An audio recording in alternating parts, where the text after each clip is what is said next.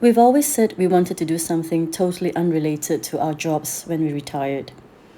So we decided to do something we have both never done before, which was to go on the longest walk of our lives. The Camino del Norte, 800 kilometers across the north of Spain from San Sebastian to Santiago in 6 weeks. Welcome to episode 4, the last and final episode of a 4-part series on our Camino. We decided to make a YouTube video as many people we met have been asking us questions about how we did it, even after 1 year. In this episode, we will share some reflections of our journey and the things we did which made our Camino a success.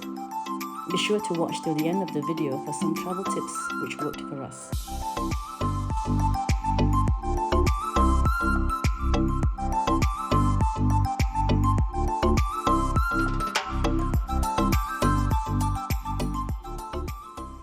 So let's put this in perspective.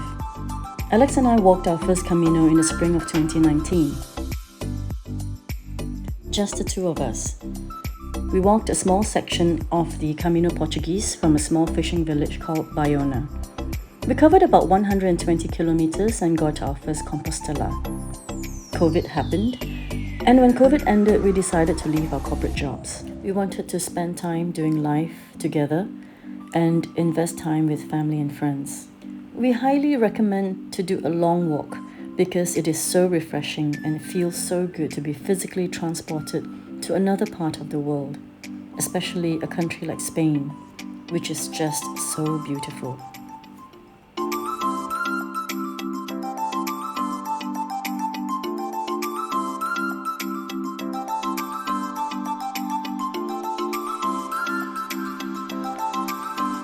So this time in 2022, we did the Norte and we were 25 strong.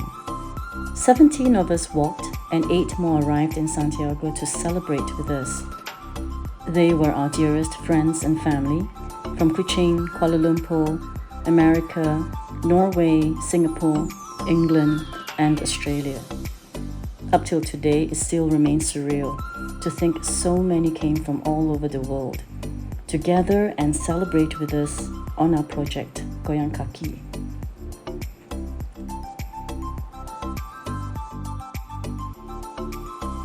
We all learned many lessons on the Camino. Perseverance, belief and trust. There were some doubts and worry, of course. But as we walked day after day, we were learning. Mostly about our own selves, learning to take care of our body, especially our feet, making sure we got sufficient rest, remembering that we are not that young anymore. We got lost and learned to find our way. Getting into the Camino flow, we wanted to slow down even more, to get away from the ruthless, fast-paced life and disengage from all the responsibilities we left behind. We learned to appreciate our daily sustenance, grateful for water that quenched our thirst, and for shade from the heat and sun. Appreciating people who lifted our spirits and offered us kindness. For the interesting and not so interesting conversations. We celebrated every win at the end of each day we made it. We learned not to judge, but to listen better and open ourselves as we shared our stories. To be respectful and mindful of people around us. Grateful for our health. We learned to fall asleep in a different bed, in a different room every night.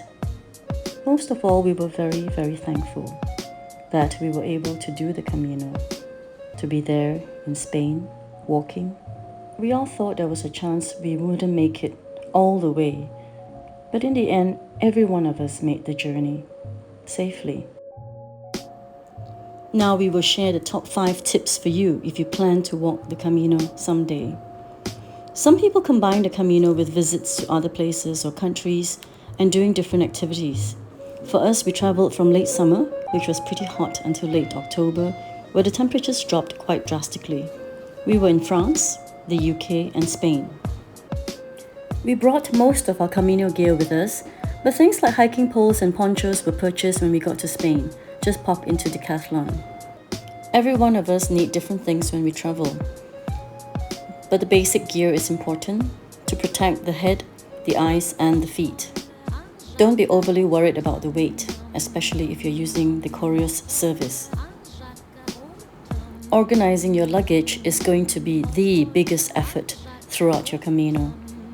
We had one big check-in bag which we sent ahead using Correos, which is the Spanish postal service. We planned to stop longer at a couple of major cities like Bilbao, Santander and Gijón.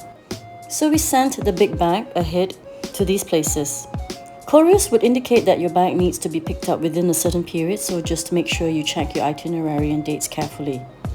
One tip is to book accommodation that is within walking distance to the courier's post office. And remember to bring your passport if you use this service. I will never forget the blisters I got when we walked the Camino Portuguese. I learned a huge lesson. You really don't want to get any blisters because the pain is excruciating. Which is why for the Camino del Norte, we took serious care of our feet from day one. There are many resources on the internet, so we narrowed and selected a few. Mostly we referred to the Stingy Nomads as we found this website very authentic and comprehensive.